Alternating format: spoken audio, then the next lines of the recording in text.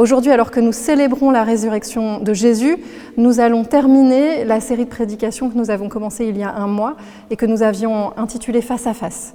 Alors, si vous n'étiez pas derrière vos écrans, je vous invite à aller regarder les prédications des 3 dernières semaines sur le thème « Face à face ».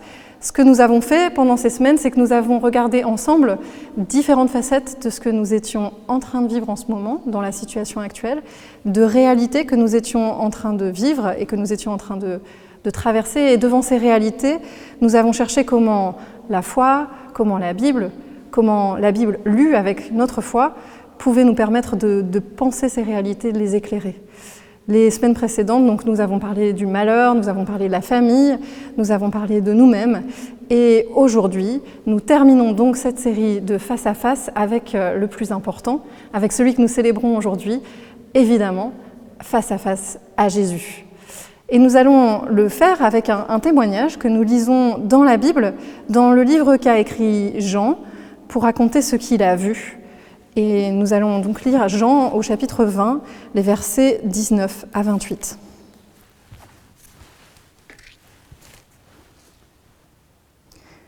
Le soir de ce même dimanche, les disciples sont réunis dans une maison. Ils ont fermé les portes à clé parce qu'ils ont peur des chefs juifs. Jésus vient et se tient au milieu d'eux. Il leur dit « La paix soit avec vous ». Après qu'il a dit cela, il leur montre ses mains et son côté. Les disciples sont remplis de joie en voyant le Seigneur. Et le Seigneur Jésus leur dit encore une fois, « La paix soit avec vous. Comme le Père m'a envoyé, moi aussi je vous envoie. » Après ces paroles, il souffle sur eux et il leur dit, « Recevez l'Esprit Saint. Quand vous pardonnerez les péchés à quelqu'un, Dieu donnera son pardon. Quand vous refuserez ce pardon à quelqu'un, Dieu le refusera aussi. » Quand Jésus est venu dans la maison, Thomas, appelé le jumeau, l'un des 12 apôtres, n'était pas avec eux. Les autres disciples lui disent « Nous avons vu le Seigneur !» Mais Thomas leur répond « Je veux voir la marque des clous dans ses mains. Je veux mettre mon doigt à la place des clous et je veux mettre ma main dans son côté. Sinon, je ne croirai pas. » Le dimanche suivant, les disciples sont de nouveau réunis dans la maison. Thomas est avec eux.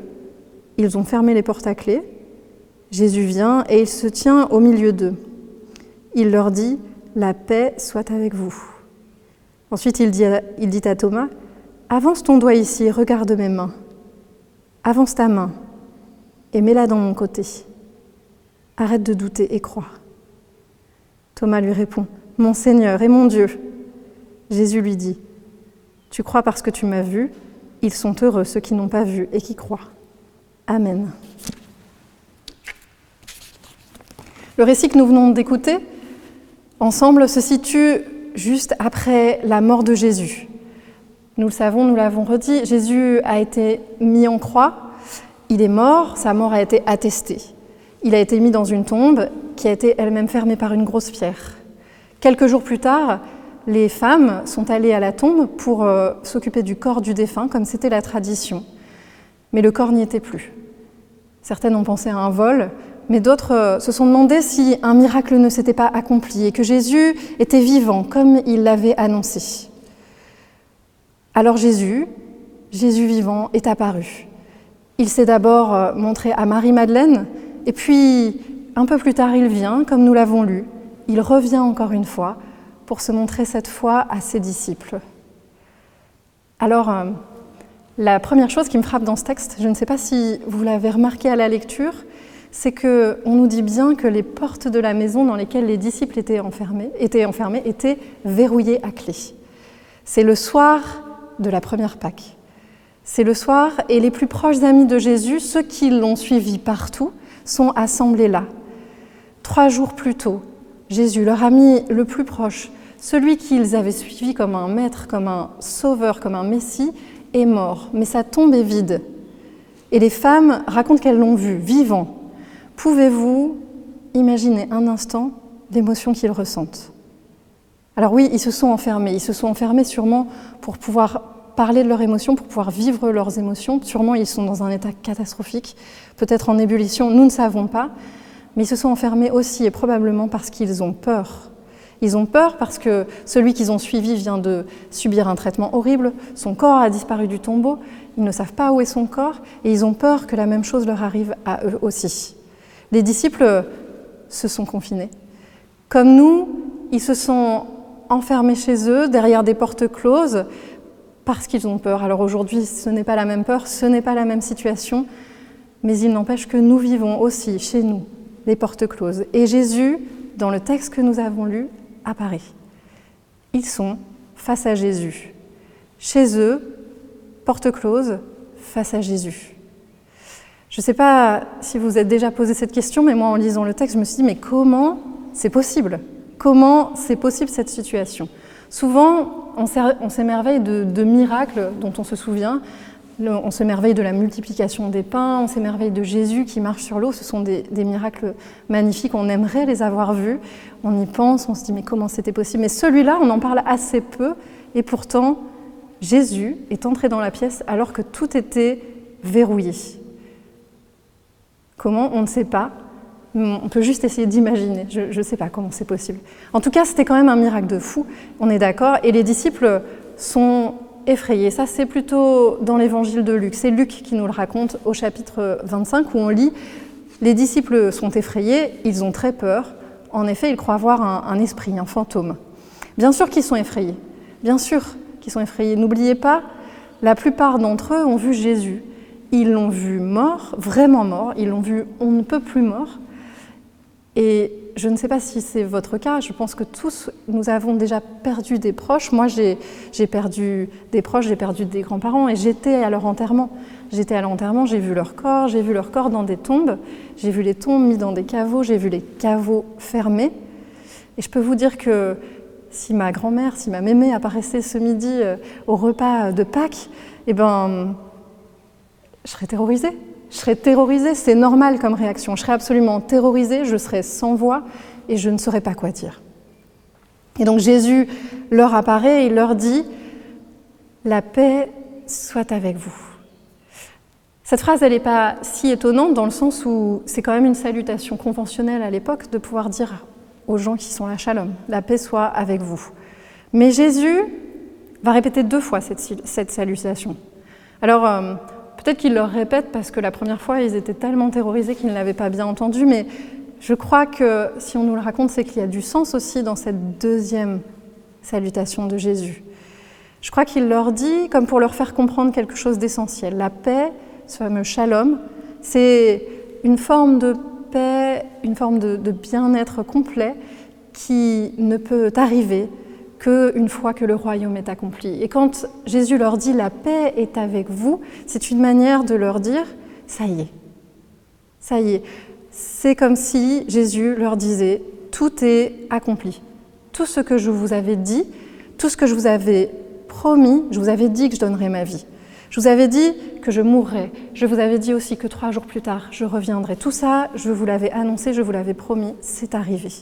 Je vous avais dit que j'instaurerais un autre royaume, une autre ère dans ce monde. Eh bien les gars, c'est juste ma promesse que je suis en train de tenir. Ne vous inquiétez pas, soyez en paix. Et à ce moment-là, les disciples, les amis de Jésus sont remplis de joie. Comme Jésus l'avait promis, je changerai votre deuil en allégresse. Et alors ce qui est intéressant, et je ne sais pas si vous avez remarqué ça aussi à la lecture, c'est qu'il y en avait un qui n'était pas là quand Jésus est arrivé. Ils étaient tous rassemblés, mais il y en avait un qui n'était pas là, et c'est la réaction de cette personne-là sur laquelle j'aimerais que nous restions un peu plus ce matin. Que nous nous arrêtions sur la réaction de celui qui n'était pas là. Parce que cette réaction, elle nous met face à un sujet dont on parle finalement assez peu en Église, mais qui est important, c'est le sujet du doute. Et donc, il y en a un qui n'est pas là ce jour-là, il y en a un qui n'est pas là ce dimanche, c'est qui ? Vous l'avez peut-être entendu, et oui, c'est Thomas. Thomas n'était pas avec ses amis ce dimanche-là. Et Thomas revient un peu plus tard et les autres lui racontent. Ils lui disent « on était tous réunis ensemble et tu n'imagineras jamais ce qui se passait, c'est incroyable, on a vu Jésus. On l'a vu, il était là. Mais toi, mais où t'étais ? Tu l'as loupé, t'étais pas là, Thomas. Imaginez si ça vous arrivait. Vous n'avez pas été à l'église un seul dimanche, parce que vous étiez trop fatigué ou parce que vous avez préféré regarder téléfoot. Et le lendemain, tout le monde vous appelle. On l'a vu, tu te souviens? Ah mais non, t'étais pas au culte toi dimanche dernier, mais on l'a vu. Jésus était là, il est apparu à l'église. Il nous a dit que ses promesses étaient annoncées, mais c'est trop dommage, t'étais pas là. Et il y aurait de quoi être extrêmement déçu. Vous êtes là tous les dimanches et le seul dimanche où vous n'êtes pas là, Jésus apparaît. C'est ce qu'on peut rater si on rate un dimanche à l'église. En tout cas, Thomas, qui aurait pu être hyper déçu, lui, il ne se démonte pas. Et la réponse qu'il fait, elle est juste hyper honnête, hyper franche. Elle est déconcertante d'honnêteté. Thomas, il dit rien d'autre que « Moi, je veux voir la marque des clous dans sa main. Je veux mettre mon doigt à la place de ces clous. Et je veux mettre ma main sur son côté, là où il a été blessé. Sinon, je ne croirai pas. » Il y a plusieurs manières de voir ce personnage de Thomas.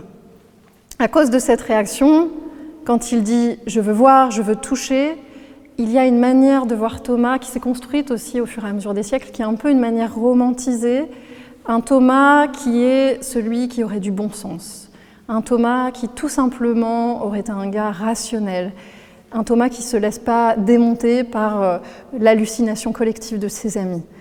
Parce que les autres, ils auraient pu quand même se tromper, ils auraient pu avoir tellement envie de voir Jésus qu'ils l'auraient rêvé. Seulement, il y a un petit souci avec cette vision romantique de Thomas, c'est quand même que Jésus a dit à ses disciples un jour, c'est dans Jean chapitre 4, « Vous voulez voir des signes et des choses extraordinaires, sinon vous ne croyez pas. » Et c'était un reproche de Jésus. « Si vous n'avez pas de miracle, vous ne croyez pas en moi. » Jésus avait déjà condamné cette attitude qui consiste à voir un miracle pour croire.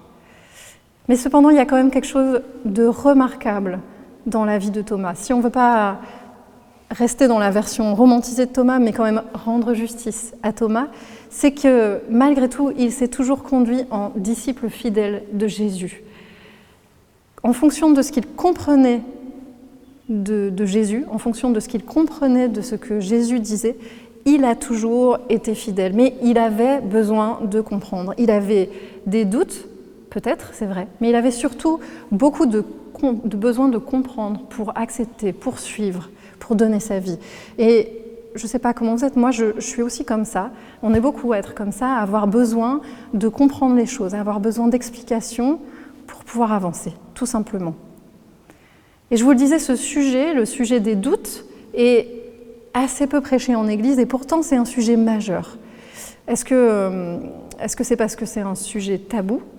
Peut-être, parce qu'il arrive que dans certaines églises, si quelqu'un ose dire un jour qu'il a des doutes, si quelqu'un ose dire que peut-être il y a un moment où il se demande si Dieu existe vraiment, alors il va être considéré comme un mécréant. Alors on va lui dire qu'avoir des doutes, ça n'est pas être un chrétien affermi. Alors on va lui dire que si on doute, c'est qu'on n'a pas vraiment reçu le Saint-Esprit. Et c'est peut-être mieux dans ce cas-là de ne pas en parler, c'est ce qu'on se dit. Mais il y a Thomas. Il y a Thomas qui nous met face à cette attitude. Qui n'a jamais eu vraiment des doutes sur tout ça? Il arrive que nous n'ayons pas de doute sur certaines choses. Certaines personnes n'ont pas de doute, par exemple, qu'il y a un Dieu, comme une intelligence qui aurait pu créer toutes les choses du monde. Souvent, quand on regarde le monde, quand on se promène dans la forêt, quand on gravit une montagne, quand on voit un bel océan, on se dit qu'il a bien fallu une intelligence au-delà de notre propre intelligence pour pouvoir créer toutes ces choses. Et face à un paysage grandiose, c'est facile de se sentir spirituel et de croire qu'il y a quelqu'un comme un Dieu. Mais toutes ces histoires de christianisme, c'est compliqué, c'est bizarre et c'est pas très rationnel. Et régulièrement, même si on ne doute pas en Dieu, on se retrouve chez nous ou même parfois à l'église et à faire un petit pas en arrière, à regarder tout ça et à se dire mais qu'est-ce qui se passe ici? Est-ce que c'est vraiment vrai? Est-ce que tout ça c'est réel? Est-ce que j'y crois vraiment? Et si vous êtes du genre à pas douter et si ce que je dis vous choque, tant mieux pour vous. Tant mieux pour vous, votre foi est un exemple pour les autres, y compris pour moi-même. Mais je vais vous dire simplement une chose, des manières de douter, il y en a des dizaines. On peut douter de l'existence de Dieu, on peut douter aussi de l'existence de Jésus, on peut même franchement être contre l'existence de Dieu ou l'existence de Jésus. On peut être certain, persuadé que Dieu n'existe pas. On peut être persuadé que les croyants sont des gens assez idiots pour y croire. On peut se dire que des gens rationnels, des gens qui ont fait des études, c'est quand même très bizarre qu'ils croient à toutes ces histoires. Il se peut que notre raison, qu'on soit croyant ou pas, vienne nous dire régulièrement que cette histoire de Trinité, par exemple, c'est quand même pas possible. Ça ne tient pas. Et il n'y a pas besoin d'un gros niveau de maths. Si vous pensez, d'ailleurs beaucoup de gens le pensent, que les chrétiens sont idiots au point de ne pas savoir compter 1 plus 1 plus 1, ça fait pas 3, ça fait 1. Ben non, vous inquiétez pas, je pense que beaucoup de gens sont capables de compter. Simplement, il y a une autre dimension dans la foi. Mais même quand on est dans cette dimension de foi, eh bien ça arrive, notre raison, parfois, essaye de prendre le dessus. Il y a d'autres manières de douter. On peut croire en Dieu, on peut se dire que Dieu il est bien là, mais croire qu'il ne s'intéresse pas à nous. On peut croire que Dieu n'écoute pas nos demandes. Tu peux croire que Dieu n'écoute pas tes prières. Tu peux croire aussi que peut-être il écoute, mais qu'il ne peut pas agir dans certains moments. Tu peux croire aussi qu'il ne peut pas ou qu'il n'est pas capable d'agir. Une autre manière de douter, c'est de croire que Dieu ne peut pas t'aimer, ou pas vraiment. Comment pourrait-il, après tout ce que j'ai fait ? Un jour, j'ai entendu un vieux monsieur qui était quasiment sur son lit de mort. Il voulait bien croire en Dieu. Il n'y avait pas trop de problème avec l'idée de croire en Dieu, ça, c'était pas le souci. Mais l'idée avec laquelle il luttait le plus, c'était la question de la nature de Dieu. Il luttait avec l'idée que Dieu ne pouvait pas s'intéresser à lui, il ne pouvait pas parce qu'il avait fait trop de bêtises. Il se disait, c'est pas possible qu'un homme comme moi, Dieu puisse l'aimer, parce que moi j'en ai fait trop dans ma vie. Est-ce que tu crois que Dieu n'est pas au-dessus de ton péché ? Est-ce que tu crois que Dieu n'est pas assez fort pour te pardonner ton péché ? Est-ce que tu crois que son amour n'est pas plus puissant que tes bêtises ? Une autre raison de douter, et c'est une raison que j'entends souvent malheureusement, c'est les chrétiens, c'est nous. Les chrétiens eux-mêmes, quand la vie des chrétiens ne donne pas envie. Et oui, mes frères et sœurs, ça arrive que notre vie ne donne pas toujours envie aux autres de croire. Quand les chrétiens ne se comportent pas bien, quand ils disent des choses, par exemple, et qu'ils ne les font pas, quand ils ne sont pas fiables, quand ils prêchent des choses mais que leur vie est en contradiction avec ce qu'ils prêchent, quand leurs églises sont pleines de conflits alors qu'ils prêchent la paix et le pardon, pire parfois quand ils utilisent leur influence pour faire beaucoup de mal, pour commettre des abus sur les plus faibles, comment croire en un Dieu qui aurait des disciples aussi mal en point ? Thomas, il est comme nous.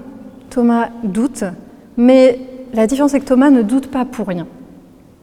En fait, le doute chez lui, et ça c'est vraiment quelque chose d'intéressant, c'est que c'est le début de quelque chose. Thomas doute parce qu'il veut quelque chose de solide. Parce que Thomas ne veut pas une foi tiède, il ne veut pas d'une foi de seconde main. Parce que Thomas, s'il croit, il croit vraiment, il croit absolument. Le problème, c'est qu'en France, comme dans beaucoup d'autres pays du monde, beaucoup de gens croient parce que leurs parents ont cru, ou croient parce que leurs grands-parents ont cru, ou croient parce que d'autres leur ont parlé de la foi, une nounou, une tante. Alors on est chrétien, on est catho, on est protestant, peu importe, on croit qu'on est chrétien parce qu'on n'est pas autre chose finalement. En fait, on croit qu'on est chrétien parce que on croit vaguement en Dieu, et puis c'est tout. Et puis on aurait pu être bouddhiste ou adorateur du soleil si on avait été dans une autre tradition. Et ça, c'est une petite foi. Une foi qui n'est pas passée par cette épreuve du doute. Et un jour, ce qui se passe, c'est qu'un événement arrive, un drame dans notre famille, ou une perte, ou quelque chose qui nous blesse, et le peu de foi que l'on avait est balayé. Ça, c'est une foi dans laquelle il n'y a pas eu de questionnement. Mais face au credo des disciples, face à ce que les amis de Jésus lui disent, Thomas ne se contente pas de cette petite foi-là. Il réclame plus. Il dit, si c'est vrai, si c'est vraiment vrai, alors cela va demander une réponse, il le sait. Cela appelle une réponse, et la réponse la plus raisonnable pour un sauveur qui est mort pour moi, c'est de vivre pour lui. Et Thomas, ce qu'il se dit, c'est que si je vis pour le sauveur, si je lui donne ma vie, c'est important pour moi. Au fond, ce qu'il dit, c'est que c'est d'une telle importance que je ne peux pas prendre ça à la légère. C'est tellement important que je veux savoir si c'est vrai. Parce que si c'est vrai, alors ça va tout changer. C'est comme si Thomas disait, comme nous pouvons le faire parfois, je veux croire, mais il y a quelque chose qui me manque et j'ai besoin d'un petit peu plus. Moi, quand je commençais à m'intéresser à la foi chrétienne, j'ai eu, comme tout le monde, je crois, des périodes de doute. Il y a des moments où tout ça me paraissait un peu fou, pour plein de raisons. Comme je vous l'ai dit, pour plein de raisons. Des raisons rationnelles, des raisons qui avaient à voir avec les chrétiens eux-mêmes, parfois aussi. Et je ne doutais pas vraiment de Dieu, mais je me posais beaucoup de questions sur mon engagement parce que, évidemment, je comprenais que si Dieu était vraiment celui que l'on m'annonçait, alors mon engagement, ce que ça demandait de moi, c'était un engagement total. Quelle était la réponse que Dieu attendait de moi? La proposition de Dieu en appelait une réponse, et cette réponse me faisait peur. Ce qui me faisait peur aussi, c'était est-ce que Dieu va être celui qu'il dit qu'il est? Est-ce qu'il va être fidèle? Et j'étais dans tous mes questionnements, dans quelques formes de prière, si on veut, et je suis allée me promener, parce que quand Dieu veut me parler, en général, il m'emmène en promenade. Et je disais à Dieu, mais comment savoir que tu es là? Comment savoir que tout est vrai? Et surtout, comment savoir que tu ne me lâcheras pas en route? Si tu existes vraiment, comment savoir que tu ne me lâcheras pas en route? Et là, je vous assure, je lève la tête et je vois écrit sur un panneau juste au-dessus de moi, juste là, au-dessus de moi, que j'étais en train de prendre une rue qui s'appelait la rue de la Fidélité. C'est une rue qui existe vraiment à Paris, vous pouvez vérifier. Et peut-être que ça vous paraît idiot, mais moi, ce jour-là, c'est le signe dont j'avais besoin. Je prenais la rue de la Fidélité. Dieu était fidèle, je serai fidèle grâce à lui. C'est le signe dont j'avais besoin pour croire que Dieu était là. Thomas, il est comme moi, il est comme vous, il veut un signe, il veut croire, mais il a besoin d'un petit peu plus. Il veut croire, mais il a besoin d'un petit peu plus. Et Jésus lui donne ce dont il a besoin pour croire. Comme Jésus avait donné la paix et la joie la première fois qu'il était allé voir les disciples, ses amis qui étaient enfermés, le premier dimanche, il a donné à Thomas ce dont il avait besoin pour croire, exactement ce dont il avait besoin pour croire. Il est revenu le dimanche suivant et il n'a pas fait ce que nous faisons dans ces cas-là. Il n'a pas fait une leçon de morale à Thomas. Il ne lui a pas fait des reproches en lui disant « mais tu es un mécréant, tu ne crois pas, pourtant tu m'as connu pendant 3 ans et maintenant tu ne veux pas croire ce que les autres te disent ». Il ne fait pas des reproches, il lui donne ce dont il a besoin pour croire. La présence de Dieu peut vous donner ce dont vous avez besoin pour croire. Moi je crois que maintenant, aujourd'hui, ce week-end, Dieu va donner à certains qui lui demandent ce dont ils auront besoin pour arrêter de douter et pour croire. Moi, je crois fermement que Dieu va le faire. S'il l'a fait pour moi, s'il l'a fait pour d'autres, il peut le faire pour vous. Jésus répond à son besoin et Thomas lui fait alors cette confession magnifique, vous l'avez entendu, « Mon Seigneur et mon Dieu ». Mon Seigneur et mon Dieu. Mon Seigneur, alors c'est peut-être pas très étonnant, parce que Seigneur, c'était un titre qu'on pouvait donner à l'époque aux gens, à des maîtres de la loi. Mais mon Dieu, il y a des gens qui doutent de cette phrase, qui pensent que Thomas ne l'a pas vraiment dite. Moi, je crois qu'il n'y a pas de raison de douter de cette confession de foi. Thomas était juif. Il connaissait très bien les récits de personnes qui discutaient avec quelqu'un ou qui pensaient discuter avec quelqu'un, simplement avec un homme ou une femme, et qui se rendaient compte au bout d'un certain temps qu'en réalité ils étaient en présence divine, en présence peut-être même de Dieu lui-même.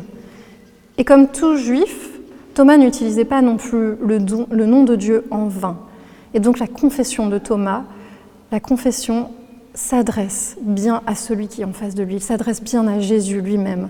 C'est la confession quelque part la plus simple, mais la plus personnelle qui existe, mon Seigneur et mon Dieu. Thomas n'est pas là en train de dire qu'il croit à la résurrection, il n'est pas en train de dire qu'il croit à l'idée de la résurrection, il n'est pas en train de dire qu'il croit au concept de Dieu, ni même au principe de Dieu. Il est en train de dire « Je crois en toi, je crois en toi, je te crois, toi, je te crois, tu es mon Dieu ». Il n'est pas de ceux qui sont de la seconde génération de la foi, ni même de la troisième, d'une foi entendue, d'une foi héritée, mais il est vraiment d'une première génération, d'une foi personnelle. Et il est en train de révéler qu'il sait maintenant qui est Jésus. Jésus est bien Dieu, il est bien la parole qui était Dieu et qui est devenu homme. Il n'est pas en train de dire qu'il croit en Jésus, il est en train de dire qu'il croit Jésus, il croit Jésus comme son Dieu. Dans la Bible, il y a, comme dans la vie, beaucoup de témoignages qui peuvent construire notre foi. Des témoignages de personnes qui ne croyaient pas et qui se mettent à croire. Il y a le témoignage de Pierre, par exemple, un ami de Jésus. Pierre qui a douté, Pierre qui aimait énormément Jésus, mais qui l'a renié. Nous l'avons lu dans les passages du Vendredi Saint récemment. Pierre a renié Jésus. Vous n'avez jamais autant renié Jésus-Christ que Pierre l'a fait. Ça n'est pas possible. Et pourtant, une fois touché par Jésus, une fois qu'il croit Jésus, Pierre va devenir celui que Dieu a choisi pour établir son Église sur la terre. Pas n'importe qui, mais celui que Dieu a choisi pour établir son Église sur la terre, pour dire la résurrection, pour prêcher. Et Pierre est celui qui va donner l'une des prédications les plus puissantes de l'histoire du christianisme, allant jusqu'à convaincre plus de 3000 hommes en une seule prédication. Il y a Pierre, mais il y a aussi Paul. Paul, c'est quelqu'un qui détestait les chrétiens. Vous n'avez jamais autant détesté les chrétiens que Paul l'a détesté les chrétiens, c'est pas possible. Il les a haïs à un point qu'il les traquait. Paul passait sa vie à traquer les chrétiens. Sa profession consistait à traquer les chrétiens pour les faire mourir. Et Paul a reçu dans la présence de Dieu le don de croire en Jésus-Christ. Il a cru en Jésus. Son cœur a été transformé. Il est devenu un des plus grands protagonistes de l'histoire du christianisme. Il a aussi aidé à fonder l'Église un peu partout dans le bassin méditerranéen. Il y a Thomas. Thomas qui a eu des doutes, comme nous l'avons vu, au-delà des vôtres probablement. Eh bien, la tradition nous rapporte qu'après cet épisode, Thomas a été missionnaire jusqu'en Inde. Il a voyagé jusqu'au bout du monde pour lui, pour pouvoir parler de ce Jésus qu'il croit maintenant. Et je pense que ça peut être le cas pour vous aussi. Est-ce que vous croyez suffisamment Jésus pour vivre pour lui ? Est-ce que votre histoire peut être celle qui va inspirer de nombreux croyants, qui va construire notre foi à tous ? Ma foi à moi a besoin de ces histoires. Ma foi n'est pas toujours parfaite. J'ai des doutes, et oui, même les pasteurs ont des doutes.